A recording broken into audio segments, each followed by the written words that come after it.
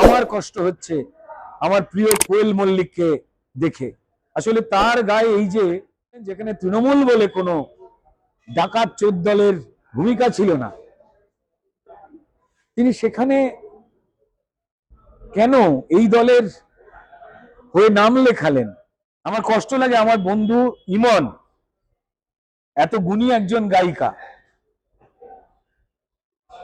তিনি যেভাবে ফর্ম 7 ভুয়ো ভোটারদের নাম ঢুকিয়ে দেওয়া হচ্ছে কিনা তার বিরুদ্ধে যে ফর্ম, সেইটা পুলিশ দাঁড়িয়ে থেকে তৃণমূলকে জ্বালিয়ে পুড়িয়ে দেওয়ার সুযোগ দিয়েছে। বিডিও অফিসগুলো ভাঙচুর, তাদের কাছে বাঁচা যে কার্যত অসম্ভব, এটা প্রমাণিত। তৃণমূল যে এই রাজ্যে সর্বত্র শূন্য, শুধুমাত্র ভবানীপুরে নয়, এটা সবাই জানে।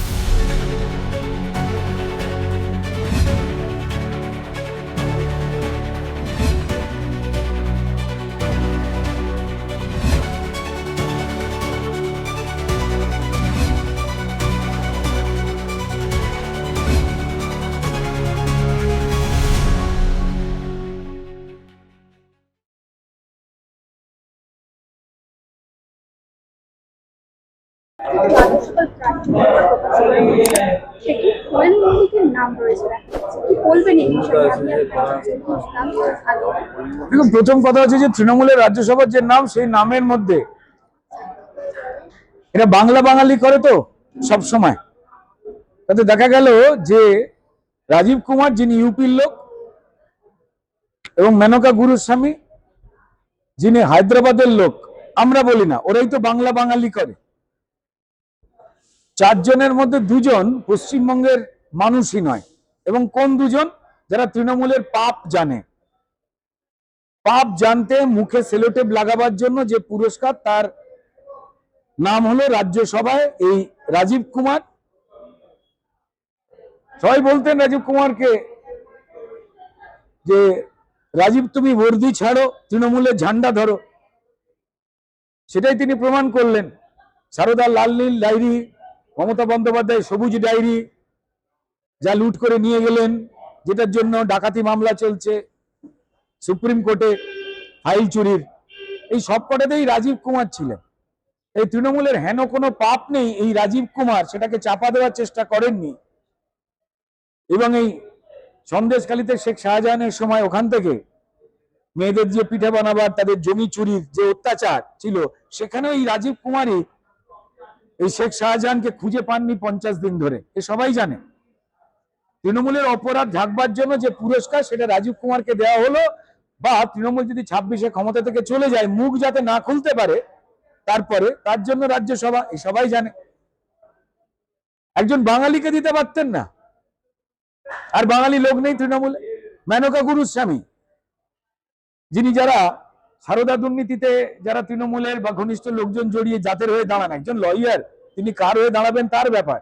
কিন্তু তৃণমূলের যত দুর্নীতির বিরুদ্ধে দাঁড়ানো যে কজন লয়ার রয়েছেন, তাদের মধ্যে মেনকা গুরুস্বামী হায়দ্রাবাদের মানুষ, বাংলার মানুষ নয়, বাংলার মানুষের দুঃখ যন্ত্রণা জানেন না, যিনি বহু টাকা পারিশ্রমিক নিয়ে লয়ার হিসেবে তৃণমূলের অপরাধ বাঁচাতে কাজ করেন। কদিন আগে ফাইল চুরির জন্য তৃণমূলকে বাঁচাতে যিনি দাঁড়িয়েছিলেন, তাকে করে দেওয়া হলো, অর্থাৎ মুখে সেলোটেপ লাগানো। অর্থাৎ তৃণমূলের চুরির অন্যায় যারা বাঁচান, তাদের রাজ্যসভায় পাঠানো হলো, যারা বাংলার মানুষ নয়। বাংলা বাঙালি করা এই তৃণমূলকে প্রশ্ন করছে সাধারণ মানুষ, প্রশ্ন করছে পশ্চিমবঙ্গের সংখ্যালঘু সমাজ, যে 4টে সিটের মধ্যে যে মুসলমানদের ভোটে মমতা বন্দ্যোপাধ্যায় ক্ষমতায় রয়েছে বলে তিনি যে গরু দুধ দেয় তার লাথি খাওয়া ভালো বলে মুসলমানদের গরু বলেছেন, এটা অন্তত আমার বা আমাদের কারুরই ভালো লাগে না। তাদের কাউকে পাঠাতে পারলেন না। মুসলমান সমাজের শিক্ষিত ছেলে মেয়ে নেই, যারা মমতা বন্দ্যোপাধ্যায় চুরি জানবার পরেও ভোট দিয়ে এই সরকারটাকে টিকিয়ে রেখে দিয়েছে। কি জন্য? আজকে সংখ্যালঘু সম্প্রদায় যখন বুঝতে পারছে, মুসলমানরা যখন বুঝতে পারছে আমাদের হিন্দুদের মতো করেই টুপি দেওয়া হয়েছে, চাল ডাল চাকরি চুরি করা হয়েছে, তা যারা একটা বড় অংশ আজকে মমতা বন্দ্যোপাধ্যায়ের বিরুদ্ধে প্রতিবাদ করাচ্ছেন, তাই মুসলমানরা খারাপ হয়ে গেল তার কাছে। এটা মুসলমান সমাজ মাথায় রেখে দিয়েছেন। তার জায়গায় এলেন কে? বাবুল সুপ্রিয় এবং কোয়েল মল্লিক। বাবুল সুপ্রিয়কে নিয়ে তৃণমূলের বিভিন্ন রকম অসন্তোষ, তাই বিধানসভার টিকিট দেওয়া যাবে না, সেই নিয়ে অশান্তি হচ্ছে, তাই তাকে রাজ্যসভায় পাঠানো হয়েছে। হলো। এবারের প্রসঙ্গ হচ্ছে কোয়েল মল্লিক। এই যে বাকি তিনজন, কোয়েল মল্লিক বলে লাফালাফি করলে তো হবে না। এখন কোয়েল মল্লিকের জায়গায় আসে। দেখুন, কোয়েল মল্লিক যে আমার বন্ধু, আমার সহকর্মী, আমরা একসঙ্গে কোনো ছবিতে কাজ করিনি, কিন্তু আলাদা আলাদা কাজ করেছি। তিনি শ্রদ্ধেয় আমাদের সবার রেসপেক্টেড রঞ্জিত মল্লিকের কন্যা।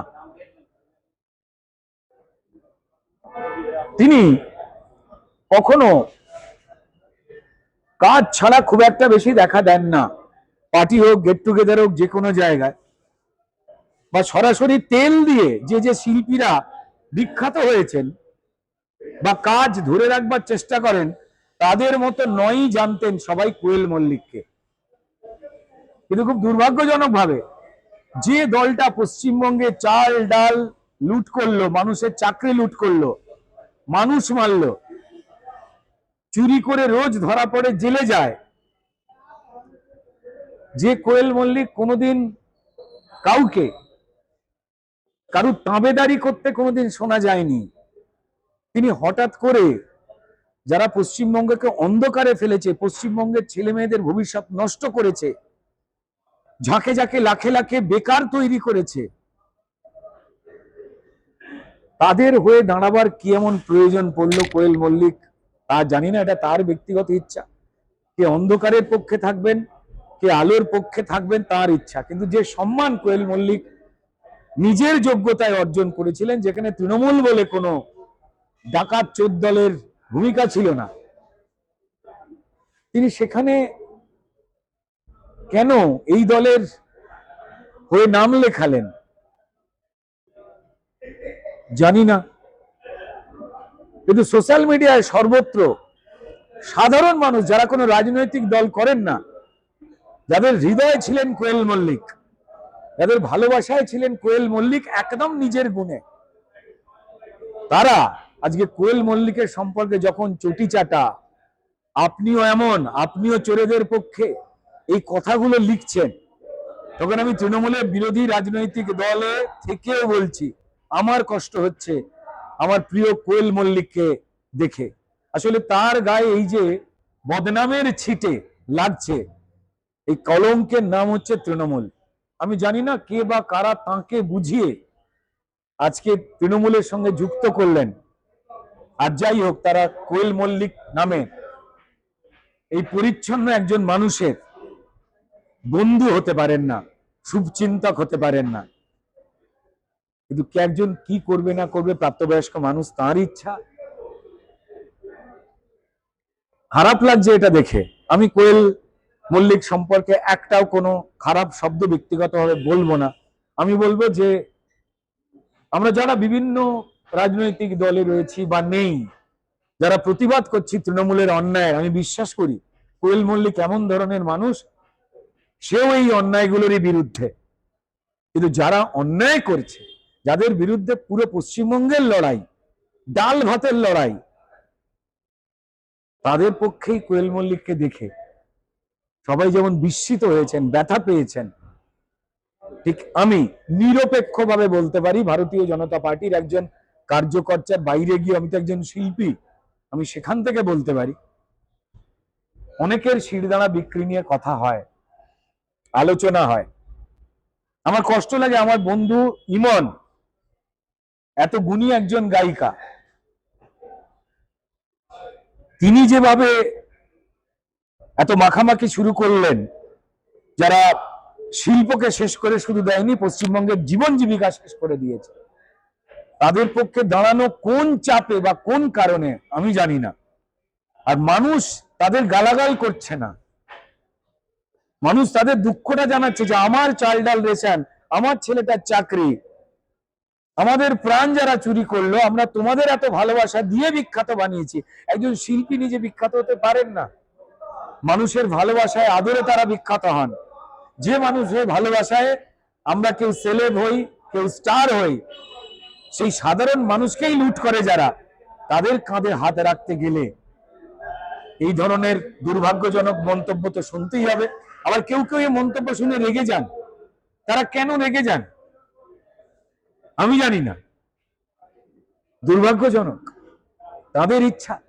তবে কোয়েল মল্লিক তাকে আমরা শুধু ভালোবাসি না, বন্ধুত্বের জায়গা থেকে কোথাও একটা সম্মান শ্রদ্ধা করিও। তিনি এটা না করলে বোধহয় তার যে ইমেজ, তাকে যে ভালোবাসা সম্মান করা, সেইটা না নষ্ট হতো না। মানুষ এইভাবে সোশ্যাল মিডিয়া যারা কমেন্ট করছেন তারা কোনো রাজনৈতিক দলের কর্মী নন, তারা সাধারণ মানুষ। সারা পশ্চিমবঙ্গের বাইরে থাকা বাঙালি যারা কাজ পাননি বলে ছেড়ে চলে গেছেন অন্য রাজ্যে, তারাও দুঃখ প্রকাশ করছে যে তুমিও। কিন্তু এটা নিয়ে তো আমার কিছু বলার থাকতে পারেন, এটা তার ব্যক্তিগত ইচ্ছা, ব্যথা। এই যে রাজীব কুমারকে রাজ্যসভার প্রার্থী করা হচ্ছে, এর ফলে কি এই যে সারদা কাণ্ড থেকে আইপ্যাক মামলায় যেখানে ওনার নাম জড়িয়েছে সেটা মুছে যাবে উনি যদি মন্ত্রী হয়ে যান? না না, কেউ কিছু জায়গাটাকে হবে। দেখুন, চোর চোরই থাকে, অপরাধীদের সমর্থনকারী দুষ্কৃতি হয়। রাজীব কুমার তো তাই। এই যা যা উদাহরণ আগে আমি দিলাম তাকে কেউ জানে না। পশ্চিমবঙ্গের ক্ষতি তৃণমূলের সঙ্গে কাঁধে কাঁধে মিলিয়ে যে কয়েকজন সরকারি আমলা মিলে পশ্চিমবঙ্গকে চুরি জচ্চুরি অন্যায় করবার জন্য সরকারি পদ্ধতিতে সুযোগ করে দিয়েছেন। যে কোনো শিক্ষিত সচেতন মানুষ, তিনি গ্রাম বা শহরে হোক না কেন, তারা প্রত্যেকেই বলেন তাদের মধ্যে রাজীব কুমার একজন। আমায় বলতে হবে না। আজকে এসআইআর এর চূড়ান্ত তালিকা প্রকাশ হয়েছে। দেখা যাচ্ছে ভবানীপুর মমতা ব্যানার্জির যে কেন্দ্র, সেখানে নাম বাদ গেছে প্রায় 47,111 জন এবং বিবেচনাধীন রয়েছে প্রায় 14,000-এর বেশি। দেখুন, সেই জন্যই তো মমতা বন্দ্যোপাধ্যায় 2021-এ নিজের এলাকা ছেড়ে পালিয়ে গিয়েছিলেন নন্দীগ্রাম এবং সেখানে শুভেন্দু অধিকারীর কাছে পরাজিত হয়েছিলেন। তো কেন ছেড়েছিলেন? 2021-এ দল আমাকে ওখান থেকে প্রার্থী করেছে। আপনারা দেখেছেন, প্রত্যেকটি মিডিয়া জানে যে 3 বার আমায় আঘাত করে মেরে ফেলার চক্রান্ত হয়েছিল। একবার আমার এই হাত কোনই থেকে ঘুরেই গিয়েছিল, এত বড় পাথর ছুঁড়ে মারা হয়েছিল। শুধু আমি না, আমার সঙ্গে লড়াই করা ভবানীপুরের যে আমাদের কর্মীরা ভাইরা রয়েছেন, যে কার্যকর্তারা রয়েছেন, তাদেরও মেরে ফেলার চেষ্টা করা হয়েছিল। কিসের জন্য? ভয়তে। ক্রিমিনাল পুলিশ আর ভুয়ো ভোট না থাকলে তৃণমূল যে এই রাজ্যে সর্বত্র শূন্য, শুধুমাত্র ভবানীপুরে নয়, এ তো সবাই জানে। তিনি হিন্দু হতে পারেন, মুসলমান হতে পারেন, শিখ, খ্রিস্টান, আদিবাসী জনজাতি হতে পারেন, তিনি চাকুরিজীবী হতে পারেন, শ্রমিক হতে পারেন, শিল্পী হতে পারেন, লেখক হতে পারেন, শিক্ষক হতে পারেন, ব্যবসায়ী হোক, গৃহবধূ হতে পারেন। অন্যায়ের পক্ষে তো পশ্চিমবঙ্গের মানুষ নয়। তাই তো তিনি এসআইআর আটকাবার চেষ্টা করেছিলেন। আমি বেঁচে থাকতে এসআইআর হতে দেব না, অর্থাৎ ভুয়ো নাম, মৃতদেহদের নাম, ডাবল কার্ড নাম, এগুলো বাদ দিতে দেব না। আর তারপর তিনি ফল প্রকাশের আগেই বলে দিচ্ছেন 1,20,00,000 নাম নিজেই বাদ যাবে। কি করে জানলেন? অন্য কোনো রাজনৈতিক দল তো জানে না। তার মানে তিনি যে রাজ্য সরকারি কর্মচারীদের ইলেকশন কমিশনের কাজে নিয়োগ করেছিলেন, তাদেরই তিনি যে বলে দিচ্ছিলেন লোককে বারবার অকারণে ডাকো, হেনস্থা করো, আর বলে দেবে নির্বাচন কমিশন করিয়েছে, করতে বলেছে। আর তিনি পরিষ্কার যে ভুয়ো তালিকায় একটা লোকের 100টা বাচ্চা, জন্মের আগেই বার্থ সার্টিফিকেট, হিন্দু বাবা মায়ের মুসলমান সন্তান, সাদা কাগজ জমা দেওয়া, আর কি কি বলবো, এগুলো তো এরাই করেছে। এদের কাছেই তো মমতা বন্দ্যোপাধ্যায় নিশ্চয়ই বলে দেওয়া ছিল যে প্রায় 1,20,00,000 লোক ভুয়ো নাম আছে, এটাকে বাঁচাতে হবে। নাহলে উনি জানলেন কি করে যে 1,20,00,000 নাম বাদ যেতে পারে? উনি তো নির্বাচন কমিশন নন। কারণ উনি জানেন যে উনি কাজ করছেন, উনি কাজ করাতে বাধ্য করছেন রাজ্য সরকারি কর্মচারীদের থ্রেট দিয়ে। আর যে থ্রেটে পড়ে উনি বলেছিলেন কোনো নাম বাদ যাতে না যায়, তাতে আমরা দেখেছিলাম 2200 বুথে মৃতদেহ নাম, মৃত মানুষের নাম বাদ যায়নি। কিন্তু আজকে উনি এমন 150 টাকা কালো শাল কিনে উকিল সাজ দেখে এমন করলেন, কোর্টে প্রমাণিত হয়ে গেল। আরে কথা বলা হয় না কি? অধিক কিতে গাজন নষ্ট বলে, অধিক সন্ন্যাসীতে গাজন নষ্ট। উনি বেশি সাজতে গিয়েছিলেন চোরের মায়ে বড় গলা করতে গিয়ে। ব্যাস, কোর্ট বুঝতে পেরে গেছে। দুর্ভাগ্যজনক ভাবে পশ্চিমবঙ্গ সরকার যে এসআইআর এ বাধা দিচ্ছে, সেটা সুপ্রিম কোর্ট বলে দিয়েছে। তারা যে রাজ্য সরকারি কর্মচারী দিচ্ছে না যত প্রয়োজন, সেটাও প্রমাণিত হয়ে গেছে। এবং দিলেও লোকজন যে ভুয়ো দিয়েছেন, সেটাও প্রমাণিত হয়ে গেছে। It's open. তো ফলত সেই কারণে দুর্ভাগ্যজনকভাবে বিচারকদের পাঠালেন সুপ্রিম কোর্ট। আজ পশ্চিমবঙ্গে এসআইআর হচ্ছে বিচারকদের তত্ত্বাবধানে, আর সেই বিচারকরা ভয় পেয়ে বলছেন আমাদের সিকিউরিটি গার্ড দিন। কার ভয়? তৃণমূলের ভয়। কারণ তারা জানেন যে পশ্চিমবঙ্গের বিচারকেরা যখনই চোর জোচ্চোর এই তৃণমূল দলের লোকজনকে জেলে পুরতে যান সঠিক বিচার করে, তখনই হাইকোর্টের বিচারপতিদের নামে এরা পোস্টার মারে, খারাপ কথা বলে, পরিবারকে জড়িয়ে দেয় বিচারপতিদের। এটা আমরা জানি, নাও ইটস ওপেন। তো ফলত এরা কদিন আগেই, কাল না পরশুই গিয়েছিল যে বিচারপতিদেরও না প্রভাবিত করার চেষ্টা। সুপ্রিম কোর্ট ঘাড় ধাক্কা দিয়ে বলে দিয়েছে একদম কোনো কথা বলবেন না, যান বাড়ি যান। আপনারা এসআইআর এর বিরুদ্ধে, অর্থাৎ চাল থেকে যে কাঁকর মানে ভেজাল বাঁচাবে তার বিরুদ্ধে এখন প্রমাদ গোনা হচ্ছে, সেটা ভবানীপুর হোক, ভোগপুর হোক, যে কোনো পুর হোক না কেন, যে কোনো বিধানসভা হোক না কেন, ভুয়ো ভোট।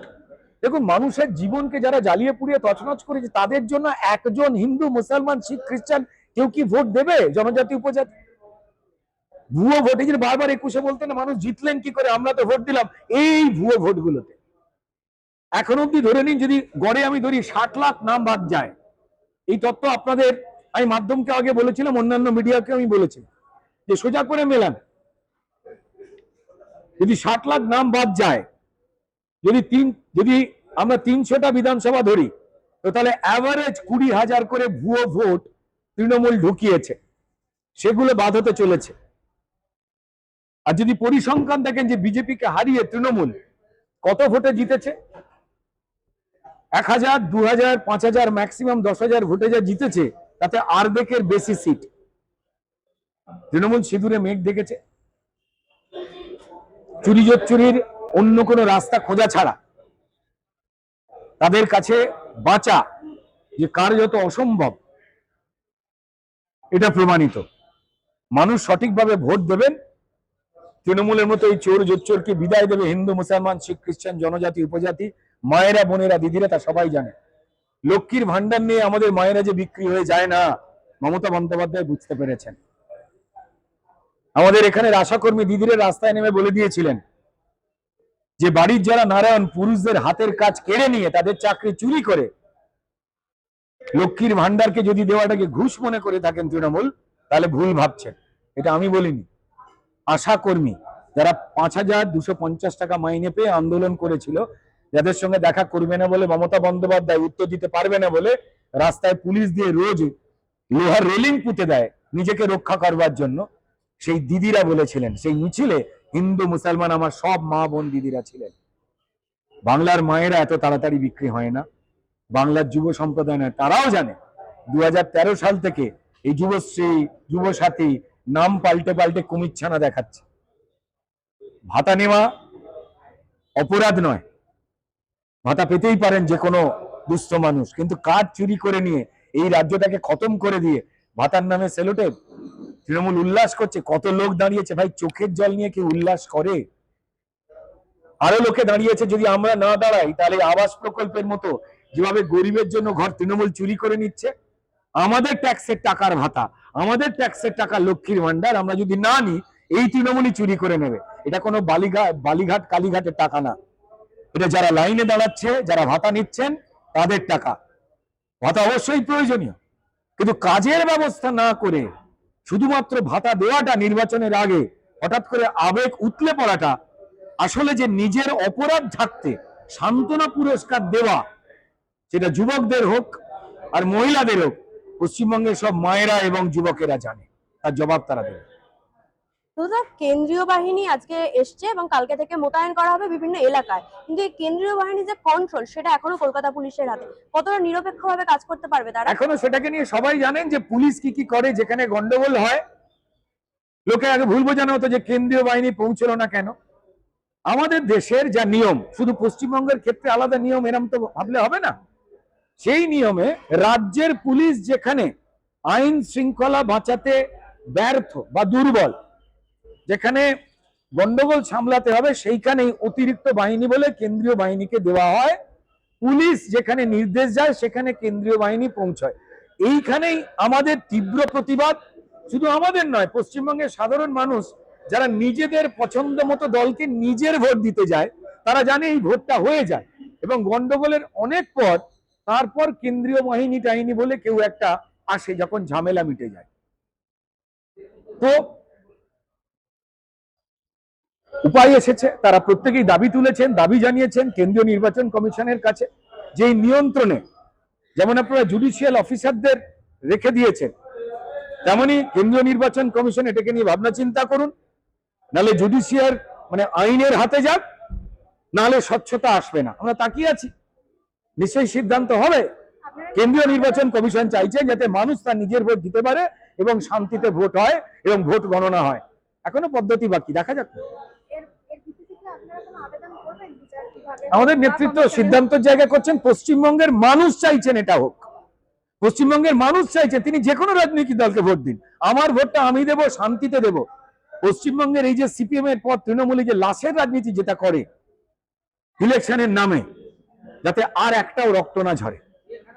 তো তাই কেন্দ্রীয় বাহিনী পুলিশের হাতে থাকলে লুট হবে। আপনারা দেখেছেন তো যে ফর্ম 7 ভুয়ো ভোটারদের নাম ঢুকিয়ে দেওয়া হচ্ছে কিনা, তার বিরুদ্ধে যে ফর্ম, সেইটা পুলিশ দাঁড়িয়ে থেকে তৃণমূলকে জ্বালিয়ে পুড়িয়ে দেওয়ার সুযোগ দিয়েছে, বিডিও অফিসগুলো ভাঙচুর করবার সুযোগ দিয়েছে। সুপ্রিম কোর্ট ডিজি কে বলেছে কৈফিয়ত দিন, কেন আপনি এটা দাঁড়িয়ে থেকে করালেন, কেন ক্রিমিনালদের ধরলেন না, এখনো উত্তর দিতে পারেনি। তাই পশ্চিমবঙ্গের পুলিশ, যে পুলিশ কর্তা রাজ্যসভার এমপি হয়ে যায় অপরাধ ঢাকবার পুরস্কার হিসেবে, তৃণমূলের অপরাধ গোপন করবার পুরস্কার হিসেবে, সেই পুলিশের হাতে যে ইলেকশনের নিরাপত্তা নেই, এ সুপ্রিম কোর্ট জানেন না নাকি? নিশ্চয়ই বন্দোবস্ত হবে, নিশ্চয়ই অ্যাপিল করা চলছে, পশ্চিমবঙ্গের মানুষ তাই চাইছে।